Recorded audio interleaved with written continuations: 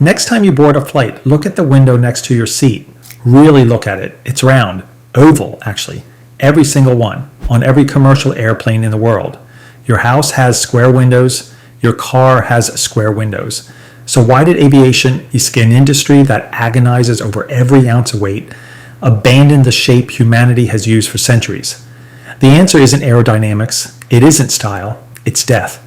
At 35,000 feet, pressurized cabin air pushes outward with roughly 8 pounds per square inch of force, hundreds of pounds pressing against every window, every flight. Get the shape wrong, and the airplane tears itself apart. We know this because it happened 3 times in less than a year. 99 people died before anyone understood why. This is the story of how the corner of a window brought down the most advanced airplane in the world. Post-war Britain was battered and broke, but determined to prove it could still lead the world. The government issued a challenge: build a jet-powered aircraft faster and higher flying than anything before. Most designers thought it was reckless, but Sir Geoffrey de Havilland staked his company on it. What emerged was the de Havilland Comet, the world's first commercial jet airliner. It cruised at 490 miles per hour, nearly twice the speed of the best piston airliners. London to Johannesburg shrank from a multi-day ordeal to 21 hours.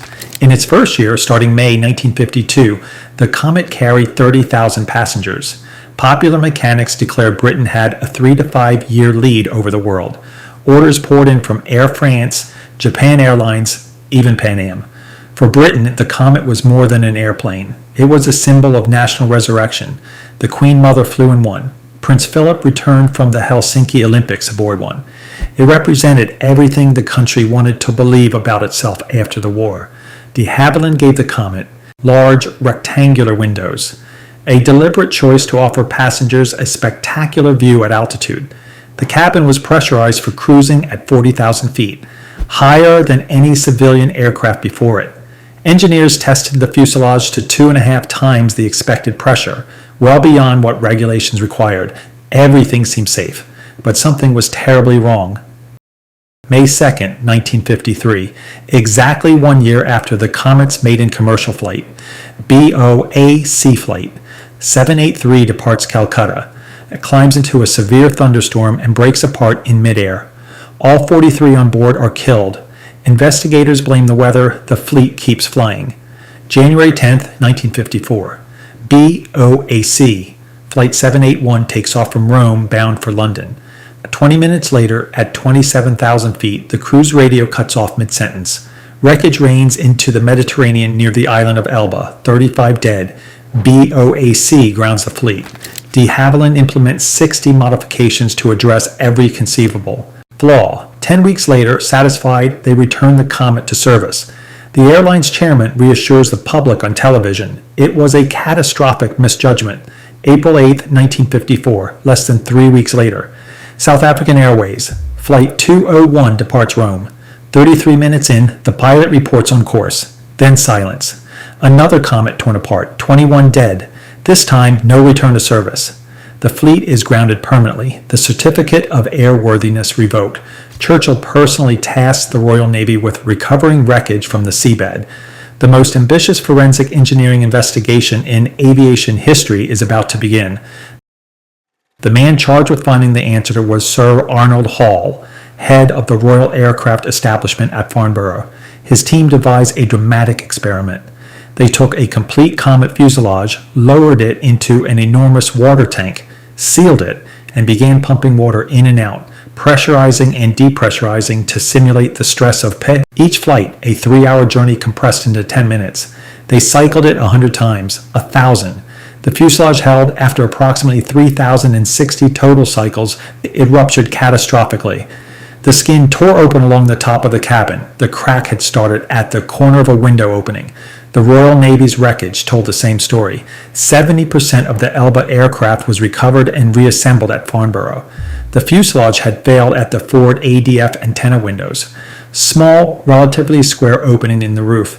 The cracks bore what investigators called the unmistakable fingerprint of fatigue. But why did corners fail? The answer is a principle called stress concentration, and you can demonstrate it with a piece of paper. Cut a small square notch into the edge and pull. The paper tears easily from the corner. All the force focuses into that single point. Now punch a round hole and pull. The paper resists, the curve distributes force evenly around its perimeter. The same physics applies at 35,000 feet. At square corners, stress concentrates to 2 to 3 times the level in the surrounding metal. Each pressurization cycle pushes those corners past their limit. Microscopic cracks form, they grow with every flight, invisibly, until the crack reaches critical length and the fuselage rips open with explosive force. Round windows eliminate the problem. No corners, no concentration points. Stress flows smoothly around the curve.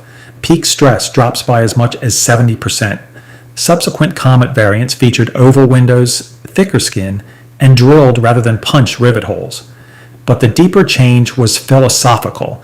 The entire aviation industry adopted fail-safe design, structures built so that fatigue cracks can be detected and repaired before they become dangerous, rather than simply assuming the metal will last. A revolution born from tragedy. To be fair to de Havilland, they were genuinely pioneering. Metal fatigue in pressurized cabins was poorly understood by anyone in the early 1950s. The Comet flew higher and faster than any civilian aircraft before it, into territory where engineering textbooks had no answers. Their own testing appeared to confirm the fuselage was safe. 16,000 pressurization cycles without failure. But a critical flaw went undetected. The same fuselage had first been pressurized to twice flight pressure 30 times. That overpressurization likely stretched the metal, masking the fatigue that would destroy operational aircraft at far fewer cycles. The official Cohen inquiry found the basic design sound. No one was blamed. The knowledge simply didn't exist yet. But American manufacturers had an advantage no money could buy. They could learn from de Havilland's tragedy without suffering it.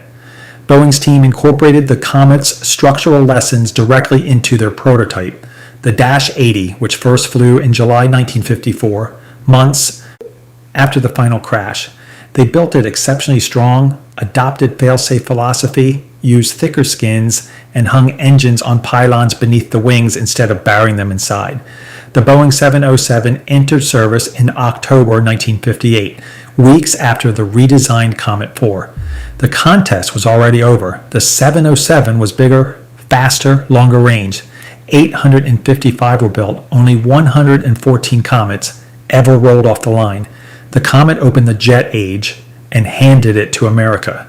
It encountered the disasters and the lessons they taught first. 99 people died in those 3 crashes, 43 near Calcutta, 35 off the coast of Elba, 21 near Naples. Families destroyed by a phenomenon no engineer in the world fully understood. De Havilland never recovered. 4 years lost to investigation and redesign. By the time the Comet 4 was ready, the market had moved on. In 1960, the company was absorbed into Hawker Siddeley, the last commercial. Comet flight was in 1981, but what remained was far more important than any single airplane. The Comet investigation gave us modern fatigue testing. It created the accident investigation template still used today. Recover the wreckage, reconstruct it, trace the failure to its origin. It gave us fail-safe design, and it gave us a permanent rule around the windows. Every oval window on every aircraft flying today, from a regional turboprop to a 787 Dreamliner, exists because of what happened in 1953 and 1954. Those windows aren't a design choice. They're a memorial, a quiet reminder that 99 people paid the price for a lesson the world had never learned. That the shape of a window can mean the difference between life and death at 35,000 feet. Next time you take a window seat, look at the shape of that glass. It's round for a reason. Now you know why. That's what Grit America is about. The hidden stories behind things we see every day and never. Question: if this one surprised you, hit subscribe. More are coming, and if there's an everyday detail you've always wondered about, drop it in the comments. Until next time.